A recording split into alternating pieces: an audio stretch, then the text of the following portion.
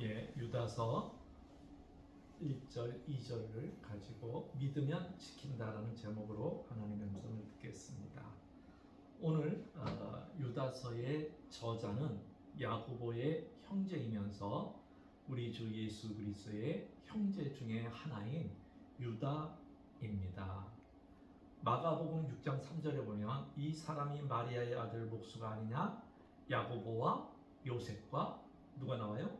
유다와 시몬의 형제가 아니냐? 이 유다가 바로 유다서를 쓴 분이십니다.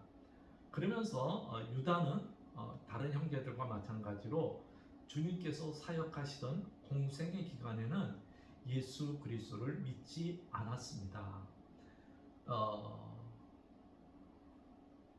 요한복음 7장 5절에 보면 이는 그 형제들까지도 누구를 믿잖아요? 예수를 믿지 아니하였다. 형제들까지도 예수를 믿지 않았습니다. 공생의 기간에 이만큼 예수님은 힘들게 사역을 했습니다. 그러다가 형제들이 언제 예수 그리스도를 믿었느냐? 그것은 주님께서 부활하고 난 다음에 야고보에게 보이고 난 다음에 믿었다는 것입니다.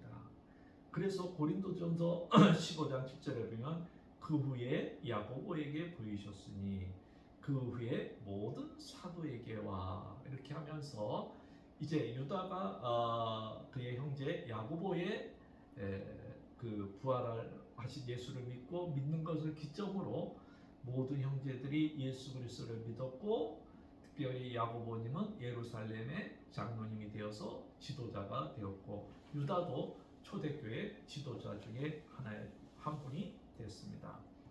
그러면 유다서는 왜 썼을까? 왜 유다가 썼을까? 여러분이 유다서를 읽어보면 굉장히 긴박감을 느낍니다. 그리고 유다서를 읽어보면은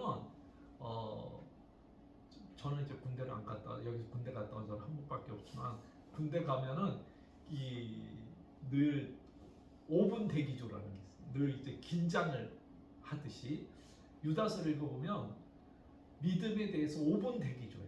늘 이제 긴장을 하게끔 유다가 이 서신을 쓰고 있습니다. 그러면서 왜 썼느냐 그러면 유다서와 여러분이 이제 좀 잘 매치해서 읽으려면 베드로 전후서를 읽으면 유다서를 이제 더 매칭이 돼서 잘 읽을 수 있어요. 그 유다서를 유다가 쓴 목적은 처음에는 격려하면서 쓰려고 그러다가 상황이 급변했는지 성도들에게 긴장감을 확 주는 거예요. 그래서 5분 대기조에 믿음을 갖지 않으면 안 된다. 그것은 왜 그러냐면 배교자가 너희 앞에 있고 너희 중에서도 배교자가 있기 때문에 그렇다는. 그래서 유다서를 읽어보면 배교자를 조심해야 되고 나도 뭐가 될 수 있어요? 배교자가 될 수 있다는 거예요. 그렇기 때문에 유다서는 굉장히 우리에게 긴박감을 주면서 이제 그렇게 합니다. 그래서 초대교회 성도들의 믿음을 조금 살펴보면 블란디나라는 분이 계십니다. 이 블란디라는 분은 여성입니다. 제가 이제 여성 몇 분을 이제 믿음의 설교를 위해서 좀 교회사에서 모셔왔습니다. 이 블란디나라는 분은 노예이면서 처녀입니다. 그런데 그 모든 고문 속에서도 이 여자분은 신앙을 포기하지 않았어요. 그리고 이 고백자들에게 더 많은 이 블란디나에게 더 많은 사람이 모이는 거예요. 그리고 용기를 내자, 배교하지 말자, 막 이렇게 했어요. 그러면서 이 여인은 이렇게 말합니다. 나는 크리스찬입니다. 그리고 우리들 가운데는 아무런 죄가 없습니다. 그러면서 사자우리에 던져서 사자밥이 됐습니다. 또 한 분은 에우라기아라는 여성입니다. 이 여인은 다소의 여인인데, 다소는 우리가 잘 아는 대로 이제 사도 바울의 출생지기도 합니다. 이 다소의 여인은 그 황제 디오클레티안 치하의 박해를 받았는데, 이 디오클레티안 황제는 얼마나 잔인하게 하냐면 로마의 10대 대박해의 또 한 분이에요. 그러면서 이 여인은 왜 박해를 받느냐? 황제의 아들과 결혼해라. 그러면 언론하면 좋잖아요. 황태자 비니까 황제가 너 내 아들과 결혼해라. 근데 웬만한 여자 같으면 못 이기는 척하고 그냥 갈 텐데, 이 여인은 이렇게 말했어요. 나는 이미 결혼한 여인입니다. 나의 신랑은 하늘의 왕이신 그리스도십니다.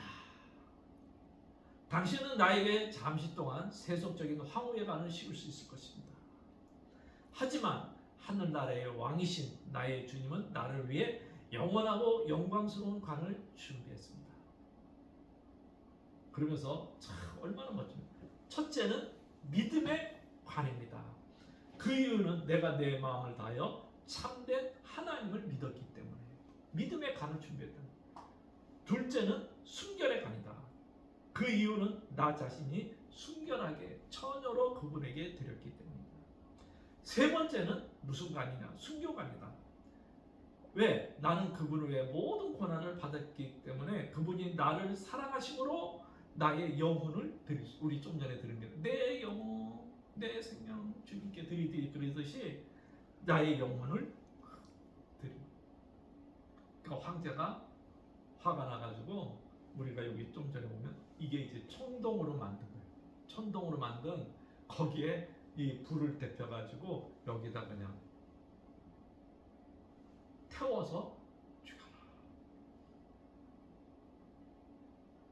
예수 그리스도를 위하여, 예수 그리스도의 부름을 받은 이 여인 얼마나 아름답습니까?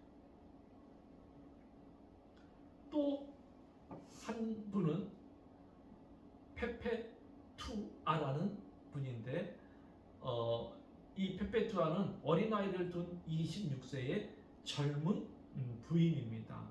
그런데 그 감옥에 갇혔어요.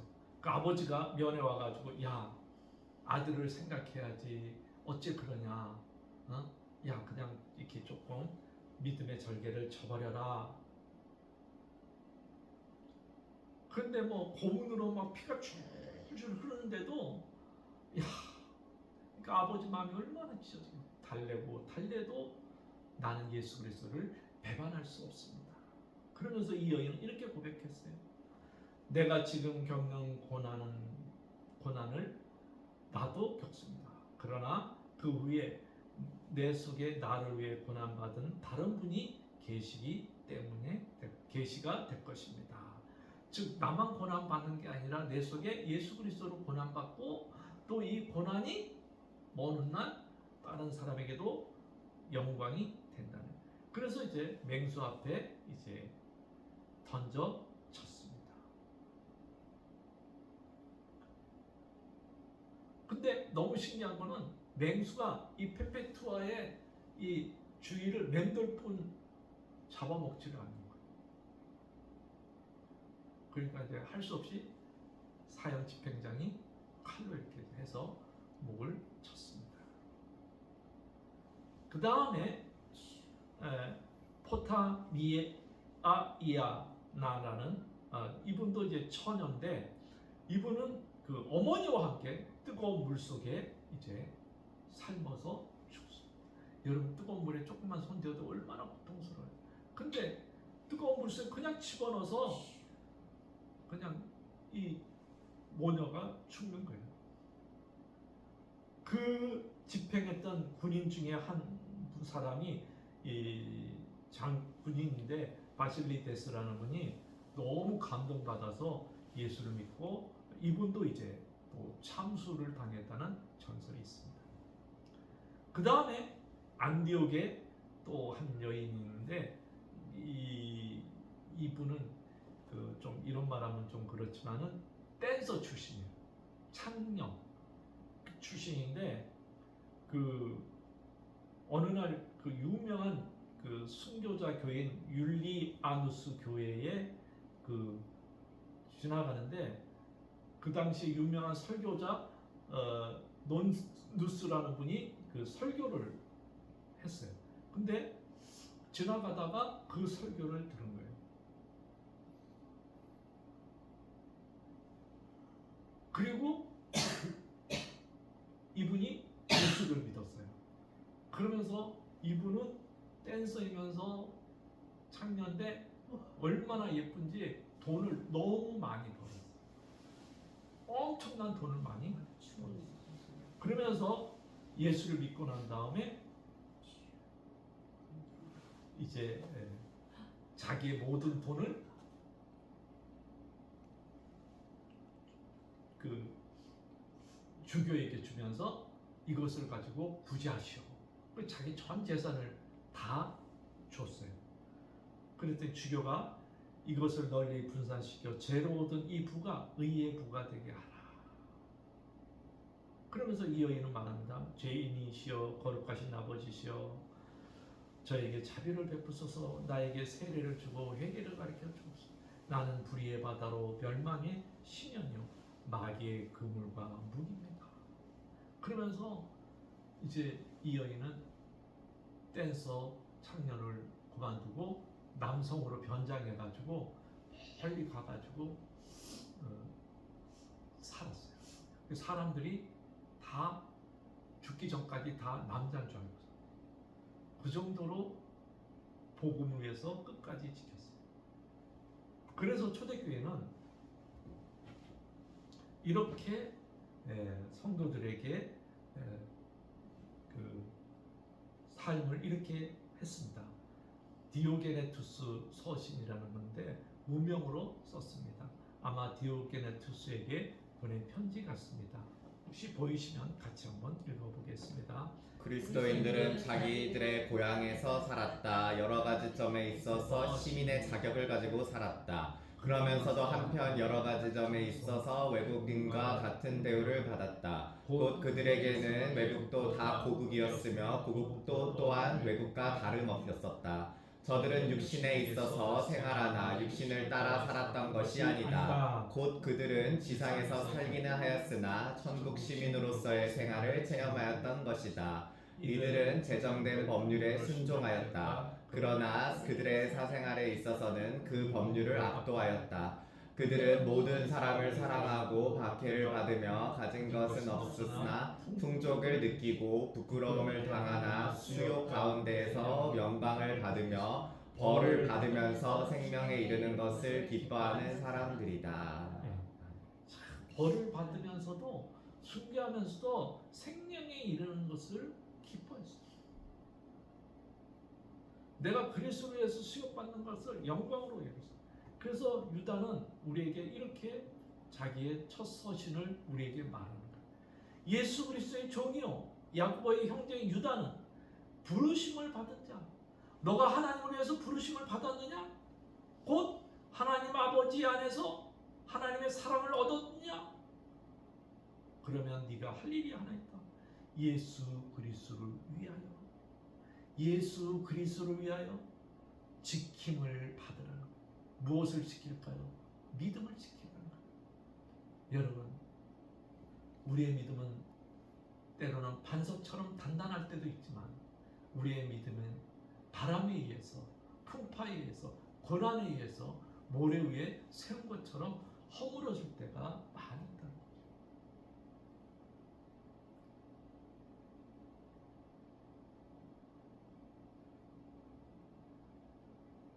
여러분, 믿음을 지킨다는 거 쉽지 않습니다. 세속에 물들기는 너무 쉽습니다. 여러분도 그렇잖아요. 기도 1시간 하는 사람이 1시간에서 2시간 늘리는 거 힘들어요. 근데 1시간 하던 사람이 뭐 줄이는 거는 금방 줄여요. 근데 또 1시간 줄였다가 1시간 회복하려고 그러면 너무 힘들어요. 기도의 시간, 내 예배의 시간, 이 모든 것을 지키는 것은 너무 힘듭니다.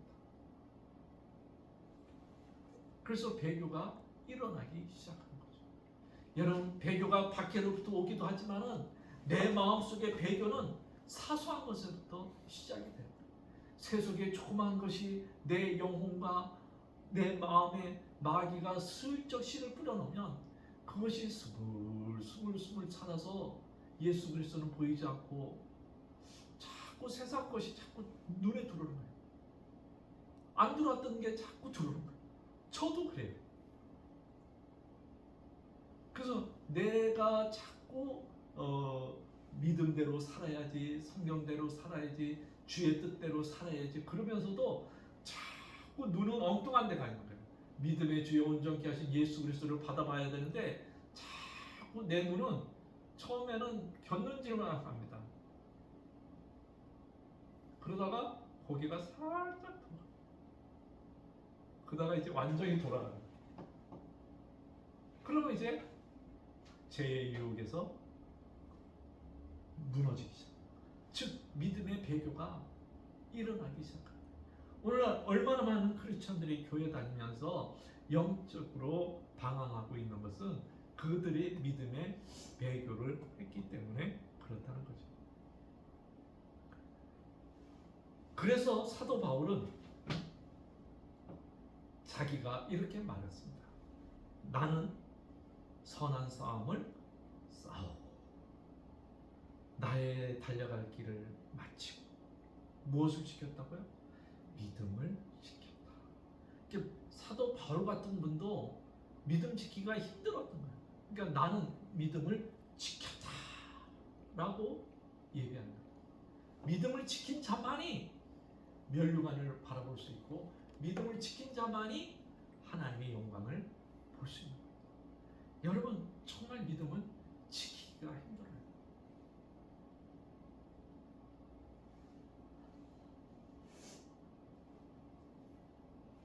초대교회 성도들도 마찬가지예요.